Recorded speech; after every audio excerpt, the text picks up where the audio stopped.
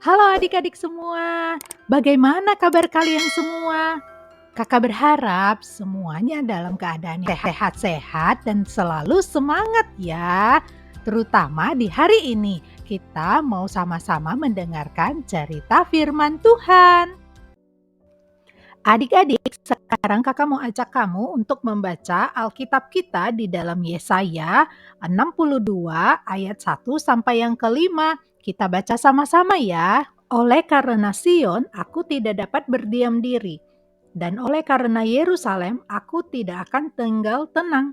Sampai kebenarannya bersinar seperti cahaya dan keselamatannya menyala seperti suluh.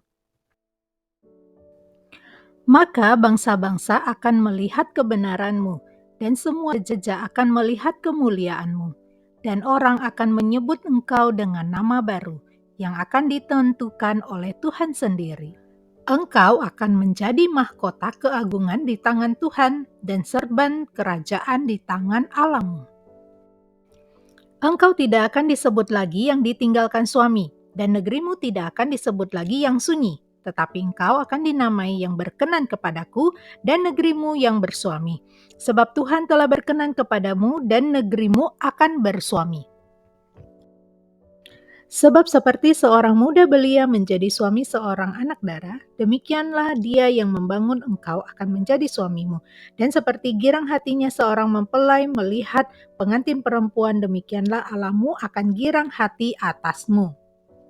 Demikianlah pembacaan firman Tuhan kita. Berbahagia yang membaca, merenungkan, dan melakukannya setiap hari.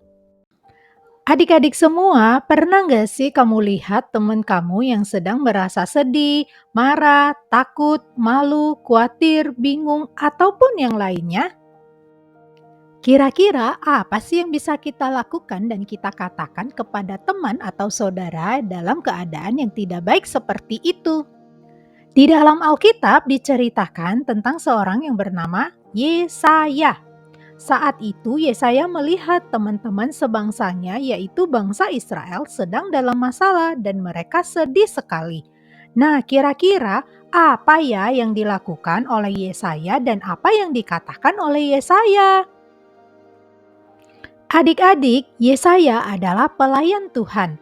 Arti nama Yesaya adalah Tuhan menyelamatkan. Nah, Tuhan menyelamatkan Yesaya dan melalui Yesaya Tuhan juga menyelamatkan orang-orang di sekitar Yesaya, yaitu orang-orang Israel. Pada waktu itu, orang Israel diserang oleh bangsa Asyur.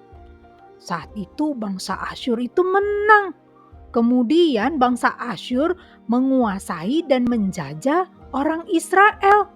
Wah, bisa dibayangkan pada saat itu orang Israel pasti sedih dan takut karena mereka dijajah dan ditawan oleh bangsa Asyur. Adik-adik, saat itu bangsa Israel udah berusaha untuk mencoba melawan bangsa Asyur. Tapi bangsa Israel kalah. Dan akhirnya bangsa Israel itu dibuang ke Babel. Adik-adik, sebelumnya bangsa Israel tinggal di Yerusalem. Tapi setelah mereka dibuang ke tanah Babel, mereka nggak bisa lagi tinggal di situ. Dan bahkan kota Yerusalem itu akhirnya ditempati oleh orang-orang asing.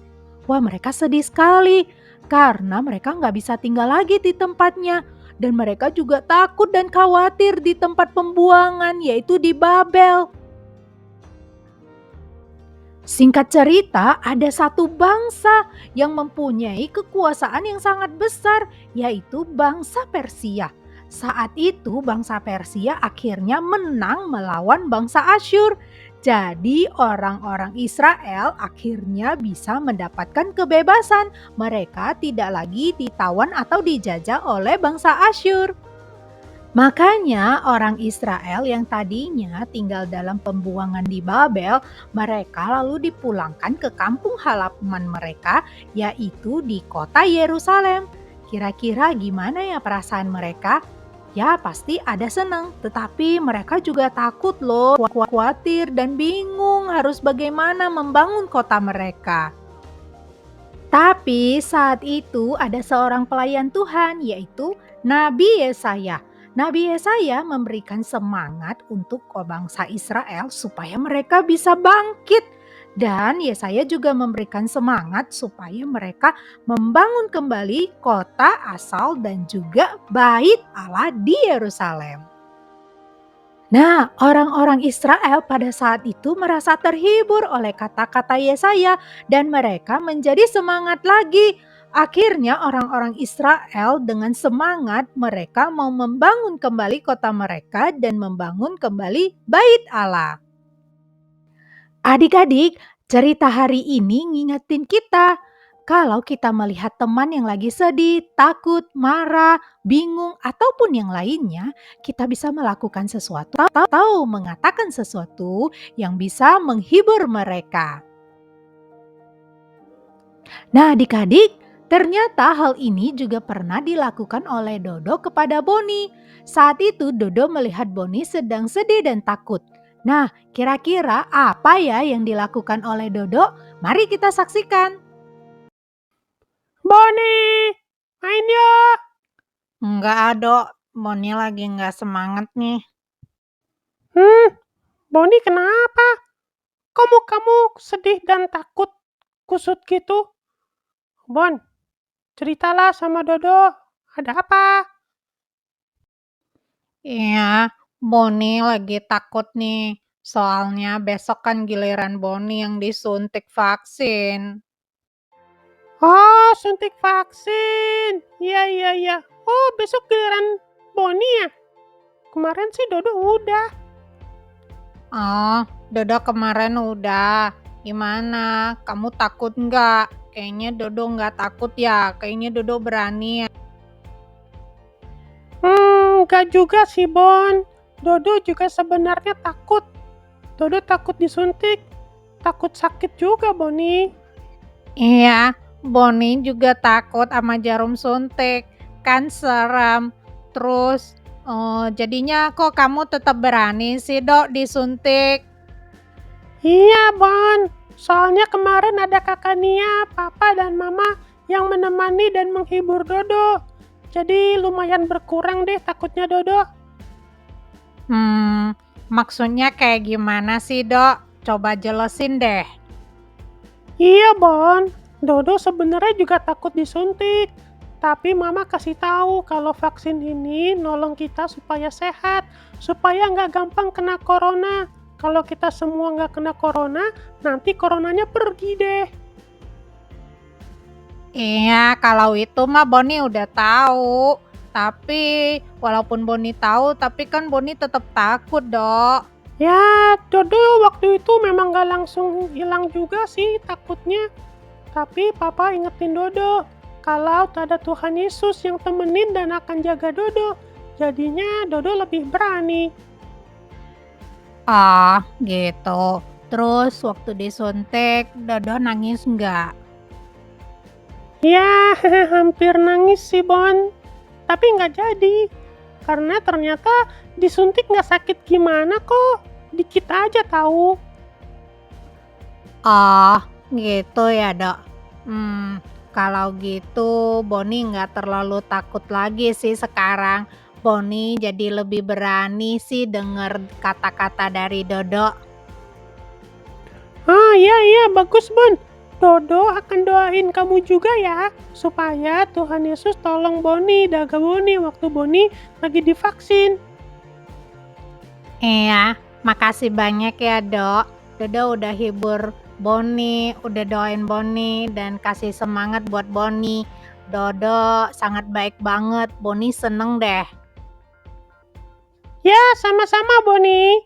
Jadi sekarang kalau Boni udah nggak terlalu takut lagi, kita main yuk. Yuk, mau nggak? Biar kamu senang juga. Iya, boleh banget, Dok. Sekarang Boni takutnya udah berkurang. Ayo sekarang kita main yuk. Nah, adik-adik, cerita Alkitab dan juga cerita Boni dan Dodo mengingatkan kita kalau kita melihat teman kita atau saudara kita lagi nangis, sedih, takut, khawatir, ataupun yang lainnya, kita bisa melakukan sesuatu loh. atau mengatakan sesuatu yang bisa menghibur mereka. Kamu juga bisa menemani mereka supaya mereka bisa bersemangat lagi. Sekarang kakak mau ajak kamu untuk bermain tebak-tebakan.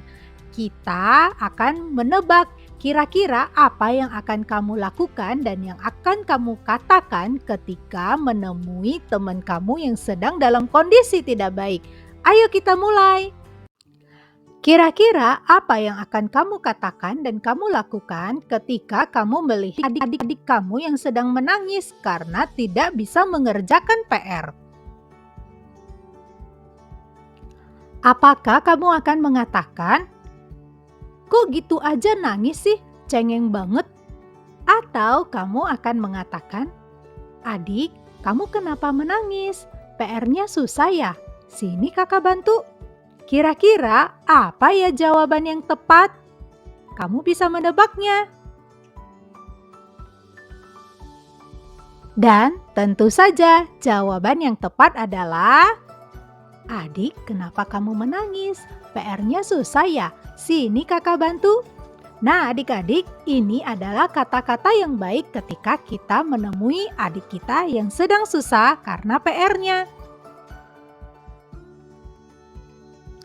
Berikutnya, kira-kira apa yang akan kamu lakukan dan kamu katakan ketika kamu melihat teman kamu sedang sedih karena dapat nilai yang jelek?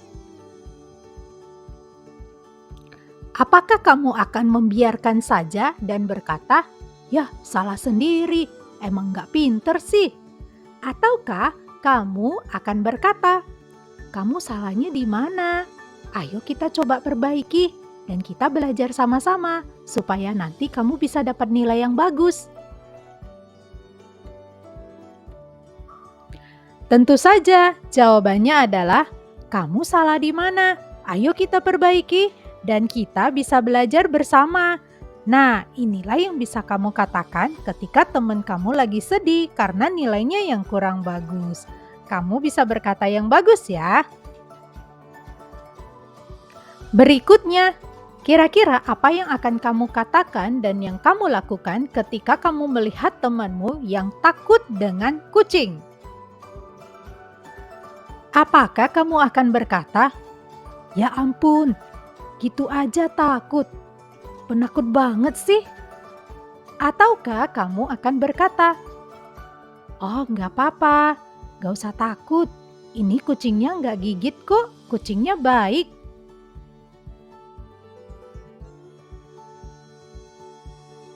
Nah, tentu saja kata-kata yang tepat adalah, "Nggak apa-apa, nggak usah takut sama kucingnya. Kucingnya nggak gigit kok, ini kucingnya baik banget." Nah, kamu bisa menolong temanmu yang lagi takut ya sama binatang. Nah, adik-adik, itu hanya beberapa contoh hal yang bisa kamu lakukan dan yang kamu katakan. Masih banyak loh contoh-contoh lainnya. Ingat, kamu bisa melakukan dan mengatakan sesuatu yang bisa membuat orang lain merasa senang dan bersemangat lagi. Oke adik-adik, sampai jumpa adik-adik semuanya. Tuhan Yesus memberkati kamu semua. Dadah!